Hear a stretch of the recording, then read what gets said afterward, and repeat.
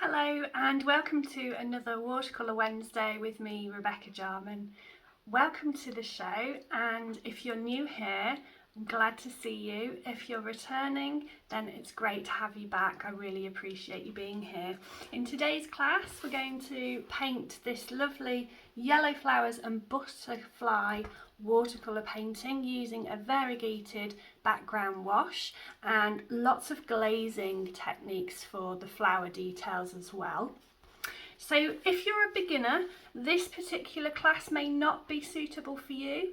There's a few technical aspects that you may not be aware of as a complete beginner. However, if you are a beginner, check out this series that I've released. It's Back to Basics, and it'll take you through step by step all the different foundation skills that you need just to get to grips with the medium before moving on to something a little bit more advanced like this particular painting.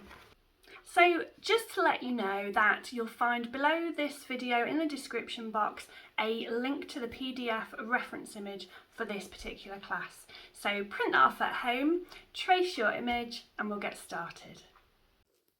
Welcome everyone, and thanks for joining me today. If you print and trace the reference photo, which you'll find in the description box below this video first, then we can get started. So we trace all the outlines that you can see of the flowers, so quite a detailed tracing, and you also want to trace all the details of the butterfly too. So the colours that we're going to be using first of all is a mix of dark green and also a light green at the same time. So we can see we're going to create a variegated background, wet into wet.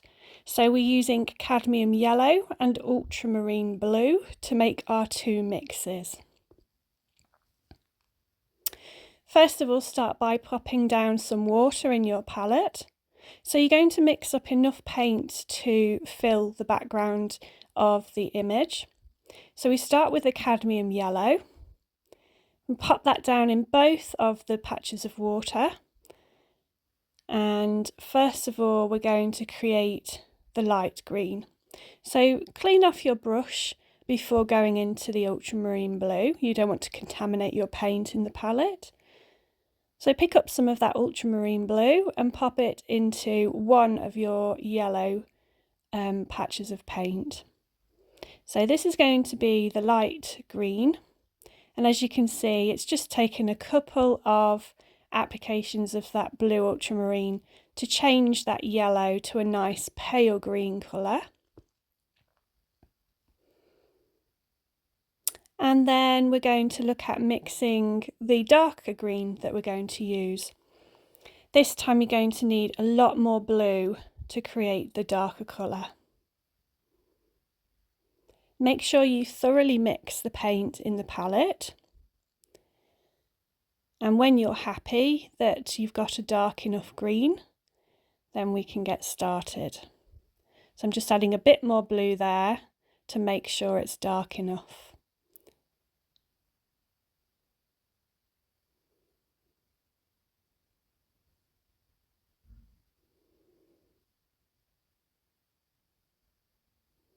So it's a little bit thicker in consistency, the darker paint, because there's more pigment in the mix, which makes the paint a little bit thicker.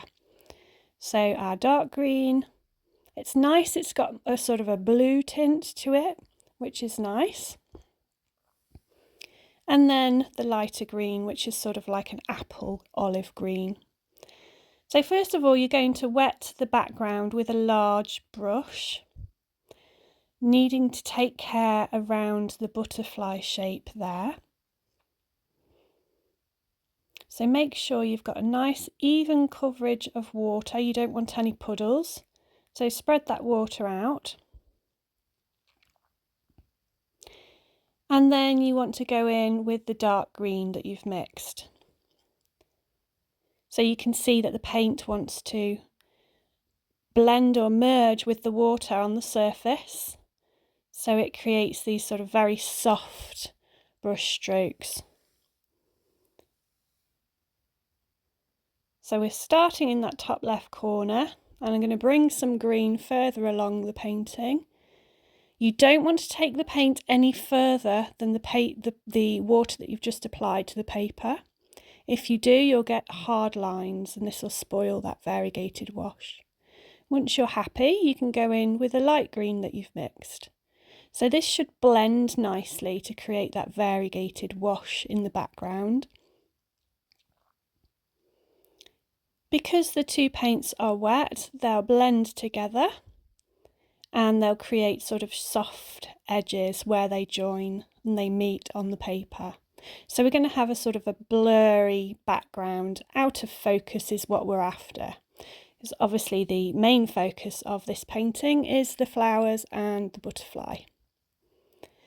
So you're going to just encourage them. If they don't mix together too much, you can sort of encourage them with the tip of your brush.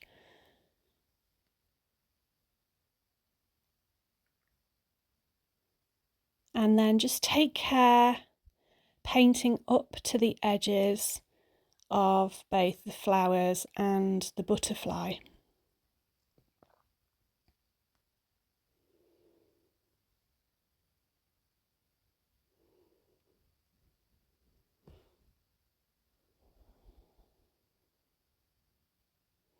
So you can still see that the surface of the paper is still damp enough for me to continue at the moment.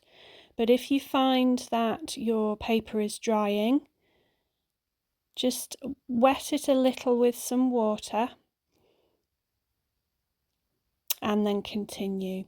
So we're going to move around to the next section, the bottom left corner. I'm going to wet the area first with that large brush so that it covers a nice big area very quickly before the water starts to dry. I can get that dark paint on there nice and quickly. And again, starting with the dark and then going in with the green, allowing the two to merge on the paper.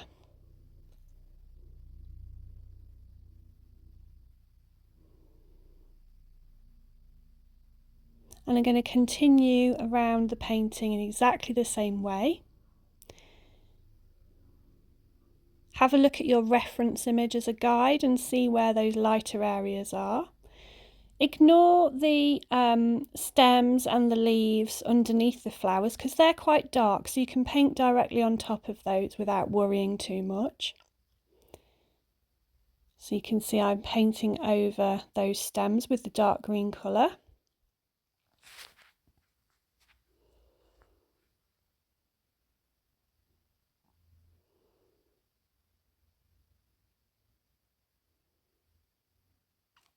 And then I'm going in with that light green mix.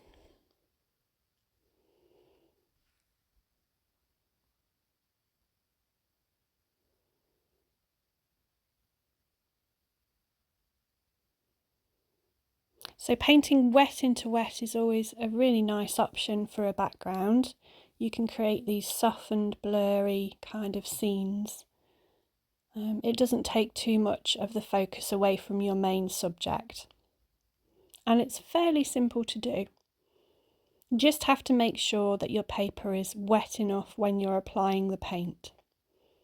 However, you don't want to have puddles on the surface, so it's a happy medium really. If you look from an angle, you'll see if there's a soft sheen on the surface of the paper, then it's safe to continue painting.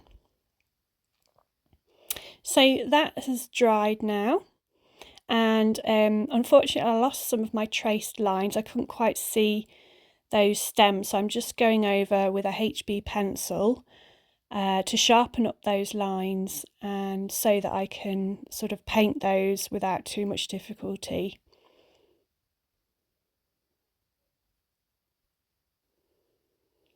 Next, I want to mix up a colour for the stems, and I'm going to use the same colours as before, the cadmium yellow and ultramarine blue. But I want my stems to stand proud of the background, so therefore this green needs to be darker than the background colour that I mixed. So it's very similar, that the colour that I'm getting there is very similar. So to darken it a little more, I add a little bit of alizarin crimson, and that gives me a really nice, deep, rich colour.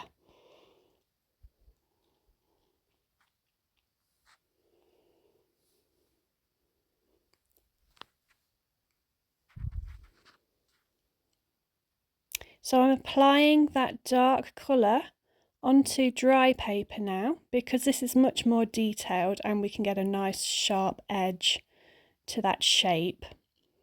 If you use a sort of a largish round brush, you'll still find that it has a good tip to it, a point, so it'll hold a lot of paint for you, so you'll be able to cover that area reasonably quickly, but at the same time you've got the point of the brush, the tip, to get into all the nooks and crannies that you need to. And you can paint it quick enough that it doesn't start to dry. You know, if it starts to dry before you've finished filling in the shape, you'll actually get hard lines there. So we need to avoid that.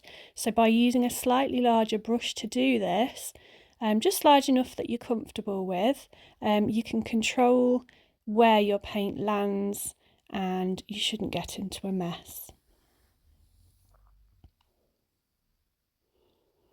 So moving on to the left stem now, you can see I'm painting around the leaves.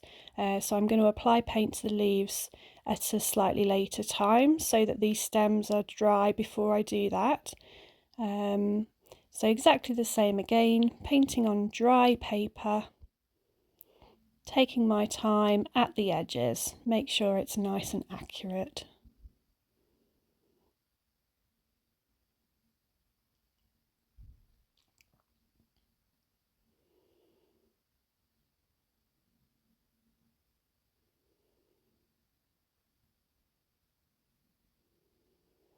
So the stems are now dry enough so that I can start applying colour to the leaves.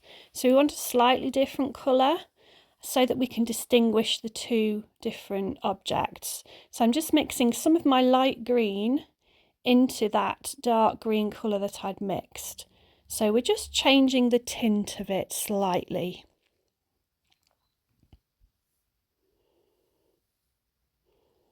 So you can see there it's still a very dark colour, it stands proud of the background, but it's slightly more green than the stems that I've painted. So you can distinguish between those two shapes.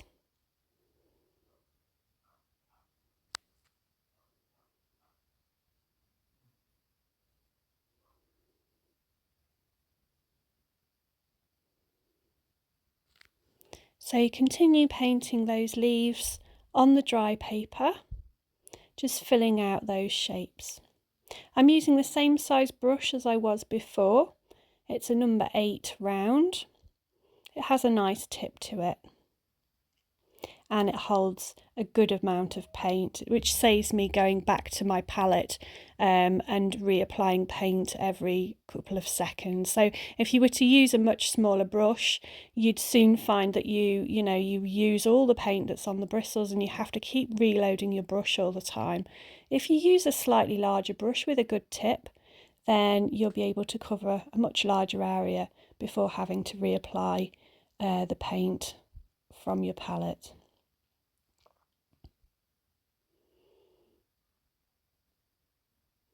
So I find it really nice to turn the board sometimes. It helps to get into different areas of the painting, makes it a little bit easier. So those leaves are drying now. And I've noticed that on the reference image, the background is actually darker than what I've painted it. So I'm going to apply a glaze of a thinned mix of paint. So it's the same colour as I used on the leaves there that I've just painted in, but I've thinned it down with a little bit of water. And now I'm just applying it to that background area, painting around the leaves and around the stems, just darkening up that background a little bit.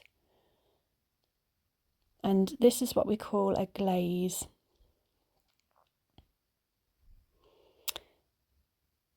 and I'm just softening off those edges with a little bit of water on my brush there. So there's no paint on my brush now, it's just a tiny bit of water, and I'm able to blend those edges a little.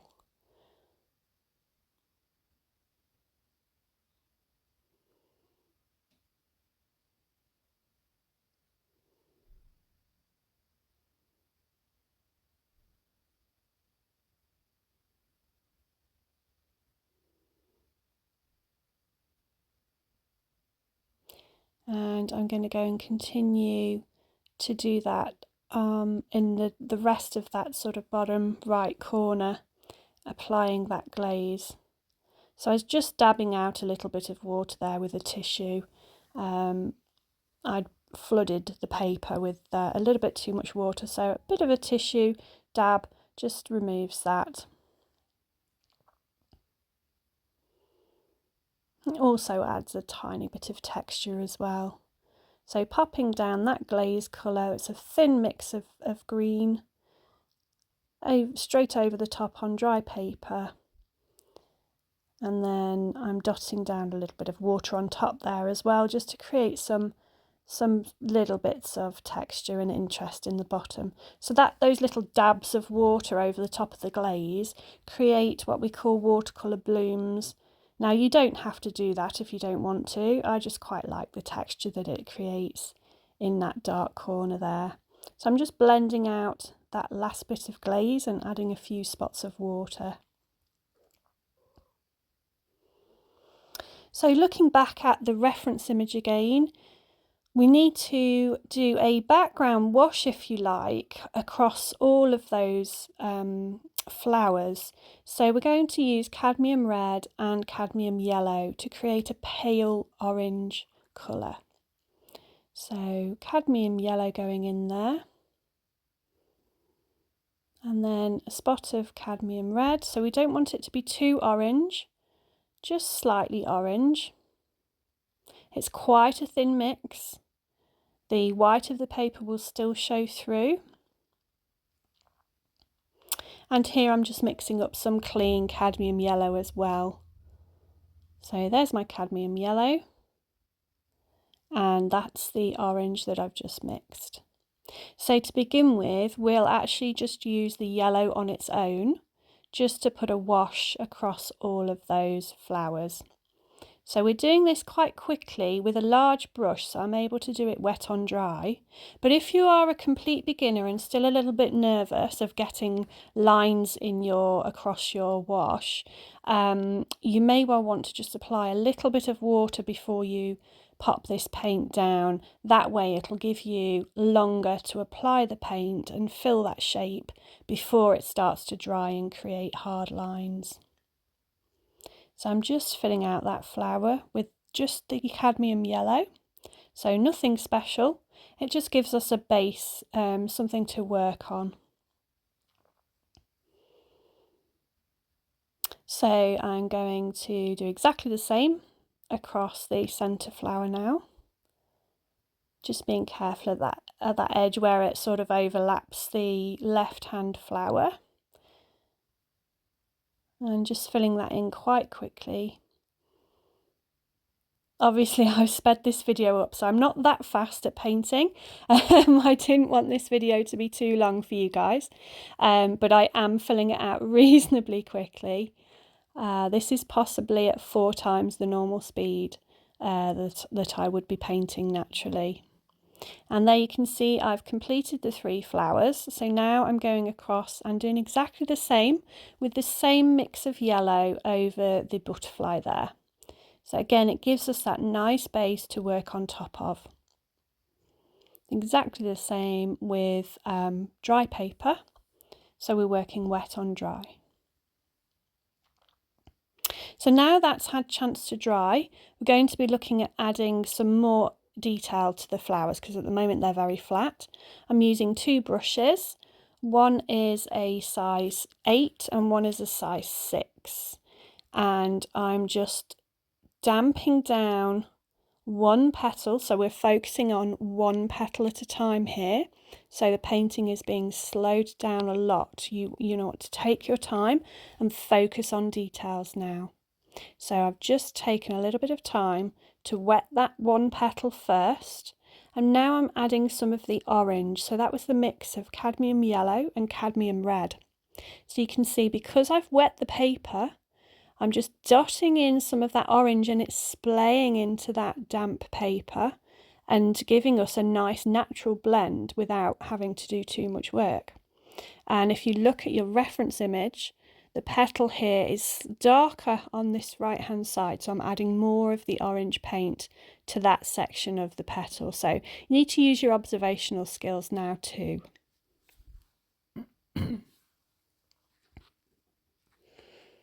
So now with my damp brush, it's clean but it's damp, and I'm blending that edge in, blending it in, just fading it out into the yellow base colour that we painted first of all. So now you can see you've got kind of gradual changes from orange to yellow across that petal, and it allows it to look much more three-dimensional, creates a little bit of shadow and shape. And we have to work on different petals. We can't work on the petals that are directly next to that one because it's still damp, and if I were to paint and touch that one, the paint that I apply now will run into that original petal and spoil that beautiful blended result that I've achieved. So you need to work on a petal that isn't touching it. So as you can see, I'm damping down that left-hand petal really carefully, and now I'm going in with some orange. Just using the very tip of my brush, dotting it along the edge, running it along the edge and adding it where I see those darker colours on the reference image. So that's actually blended in really nicely.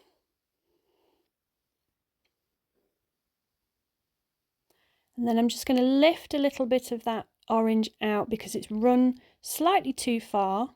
So I'm just lifting a bit out now, using my reference image as a guide as to how far that orange should be. So now I have to move on to another petal that isn't touching that petal and do exactly the same thing again. So each petal is going to be very different to the previous one. It will be darker and lighter in totally different areas. So just use your reference image as a guide. And remember, it doesn't have to be exactly like you see in the photograph, but it gives you a good idea as to where the darks and lights are.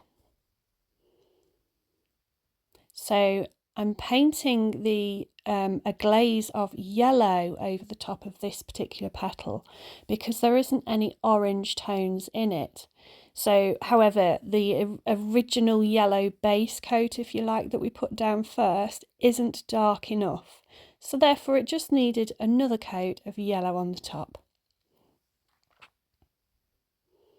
And just painting in those background tiny little pointed petals behind the flower.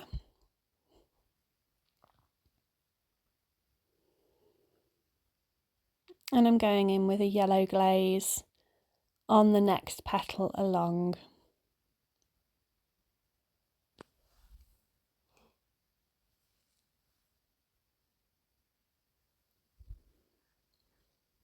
So take your time on this step. You know you should enjoy this part of the painting. Make sure you just, as you're going to the next, each petal, just make sure that the areas are dry before you paint anywhere near them. That way it's going to prevent you from getting any sort of unwanted cauliflowers and bleeding on the surface. That just causes you trouble that you have to kind of then rectify, which, you know, can be quite annoying. So if you take your time and you make sure everything's dry before you paint up to it, you shouldn't have any problems at all. So you see I was damping down that petal just with a clean damp brush, and then going in with some of the orange paint.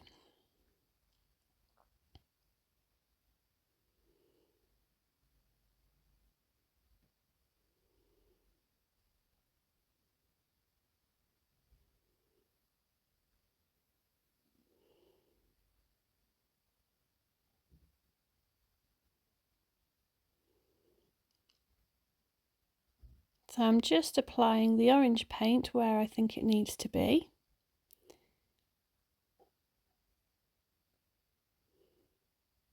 And that's blended really nicely on the surface, and actually I don't need to blend it with a damp brush. I can just leave it as it is there.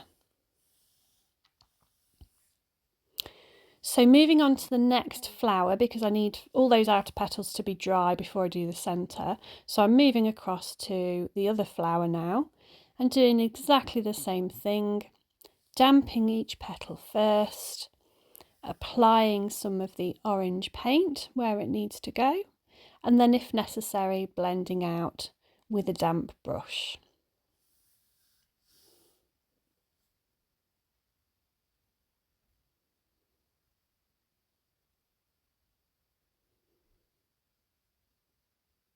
So you can see I'm applying the water, then the orange paint.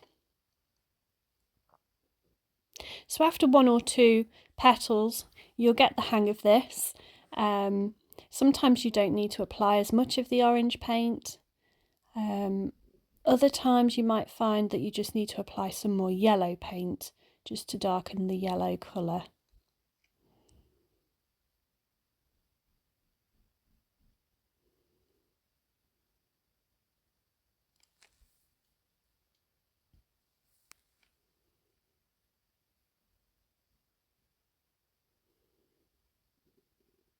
Okay, so I'm going to move back to the first flower now and complete it by filling in that central section. So I'm wetting the whole area there. It's quite a large area, and just be careful when you're popping the water down there. Be careful at the edges, take your time, make sure you don't go into the other petals with the water, because the paint that you apply next will then want to run into that water and create a bit of a mess. So just take your time, take as much time really with the water application as you do with the paint. It really makes a difference.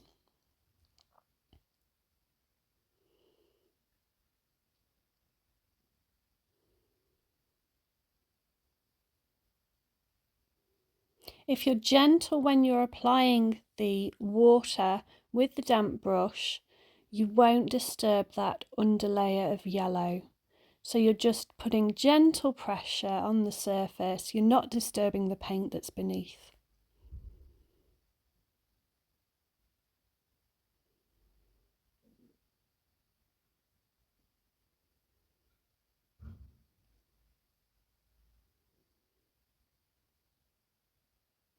Now, if you can see in the centre of the screen there, some of that orange that I've just applied is running into another petal.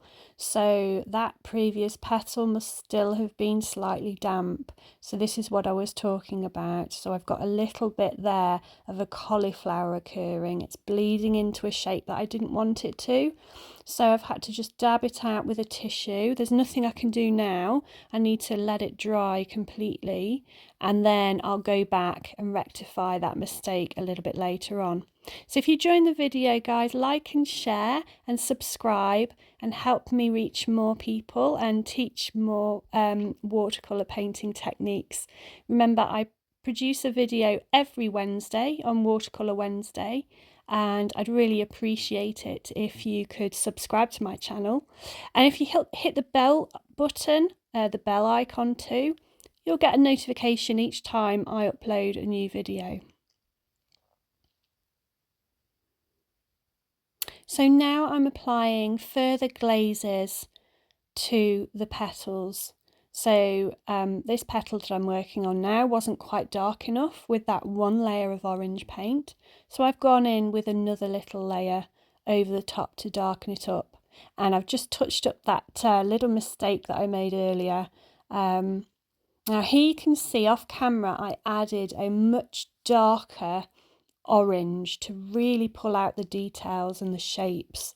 So I used the same colours.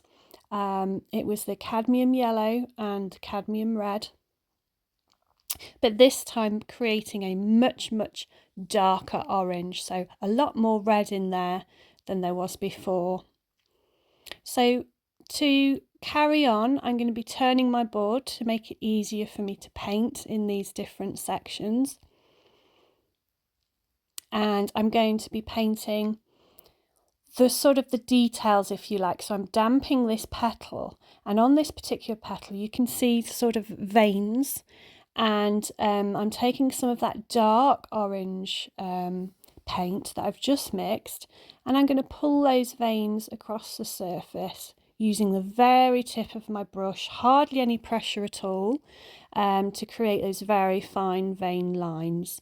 And because it's on damp paper, it's just softening the edges off nicely.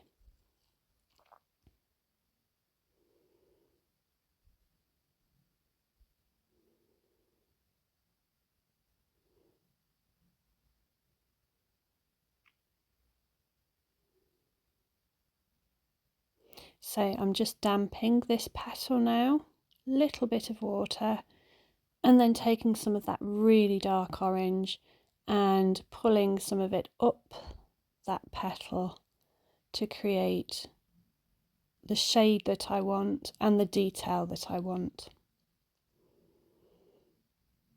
And also having a dark section there really helps to show that that petal is behind the one in the foreground, so it shows shadow and overlapping. And now I'm just going to work my way around the painting, using both the orange and the dark orange just to add further details and to bring the colours to the strength that I need them. So working in layers and glazing over the top, and just making small adjustments where I need to. So I'm adding some yellow glaze there in those sort of the paler areas. They weren't quite yellow enough, so I've gone in with another layer of yellow. And the same on the left hand petal.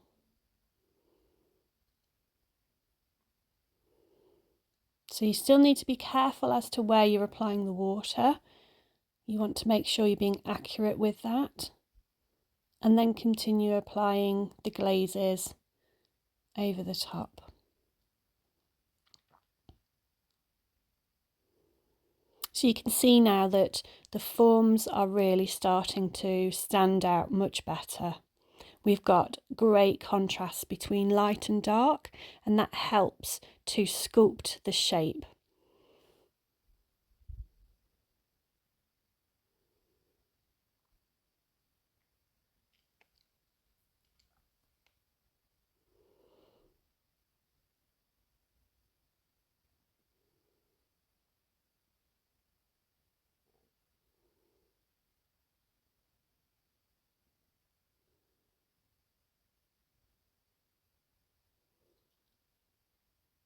So work on the edges where petals overlap. Really observe how dark or how light they are against the next one, and that will really help to enhance those edges and, like I say, make it look much more three-dimensional on the page.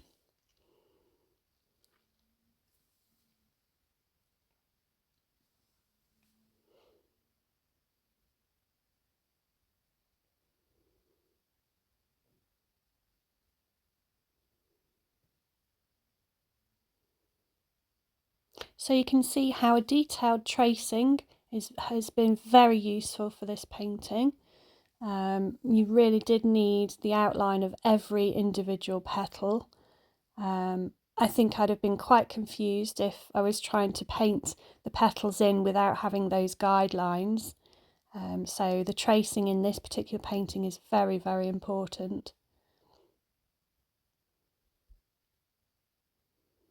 And just adding the final touches here and there.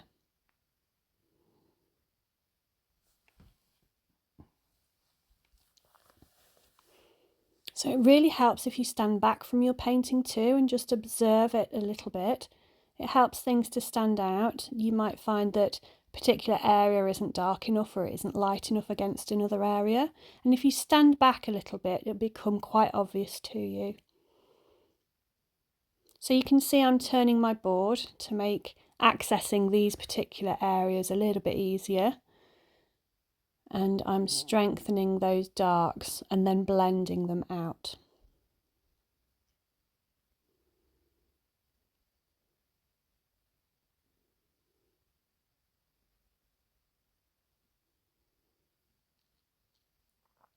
Just one final yellow glaze for the centre of that middle flower.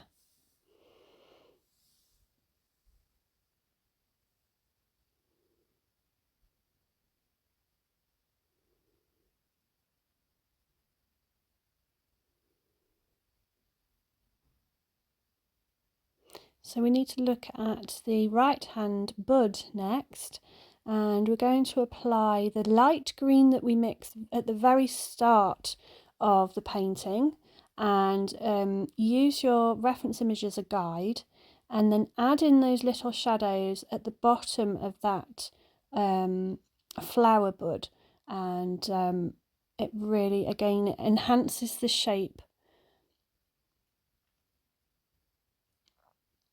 I'm working wet on dry here, so I can control where the paint is.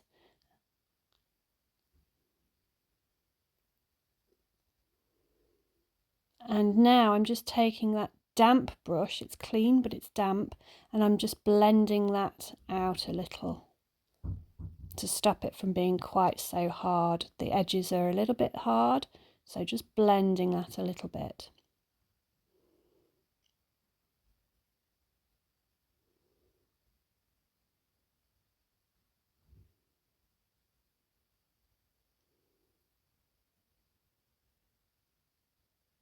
So now I'm just adding a few little tiny final details to some of the petals. These are sort of the shadows, again using that very, very pale light green on top of the orange creates a beautiful sort of shadow colour. And I'm just applying it to the bottom of that petal there, and also in the gap on the left hand side. And just blending that shadow out.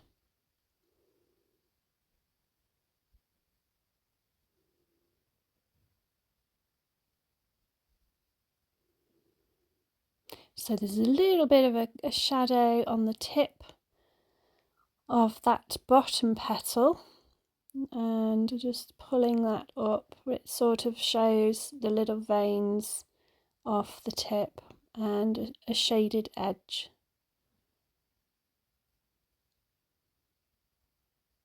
It really brings that petal forward in front of the background now.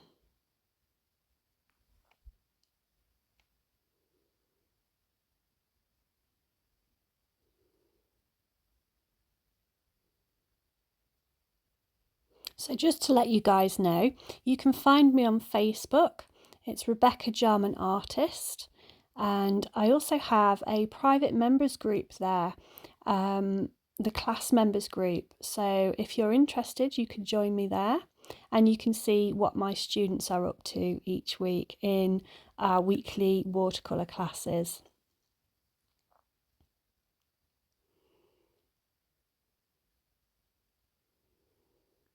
So just strengthening up some of those shadows with slightly darker mix of green.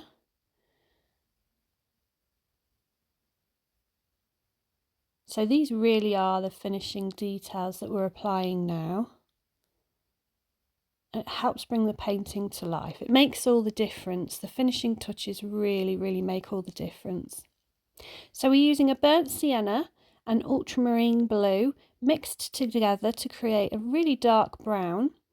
And I'm using a very small round brush now with a good point on it, just to add in the little details across the butterfly. So you don't want to pop any too much pressure down with this brush. Just use the very tip of the brush so that you can make small marks. Take your time and fill in those little triangular shapes at the edge of the wings and work your way across the butterfly, adding those different veins and shadows.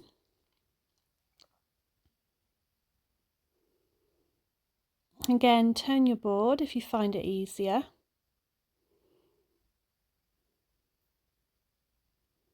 So you can see I'm just painting in some of those fine lines across the wings. So again, you really do need a good tracing to complete this painting. It would be extremely difficult to add all these little details onto the butterfly if I hadn't traced those lines in.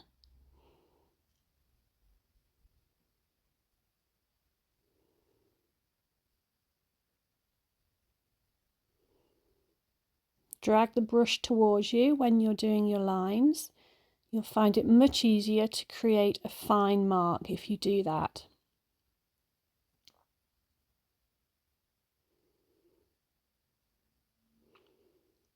Now I'm just looking at the bottom of the butterfly, the body of the butterfly, and observing where the darks are.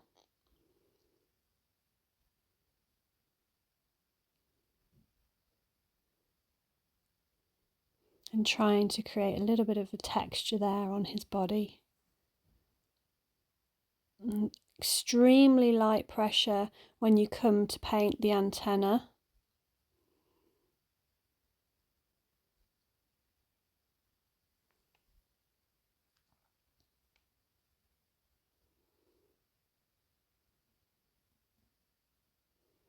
And the butterfly is really starting to come to life now.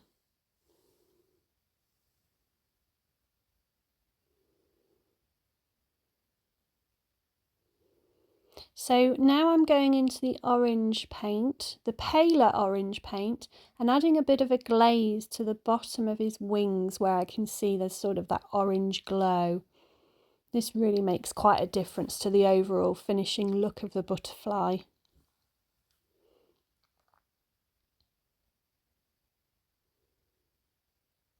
And there we have it. We've lightened parts of the stems as well using the lifting technique, just because they were a little bit dark. It's been a pleasure painting with you today. I hope you've enjoyed the process.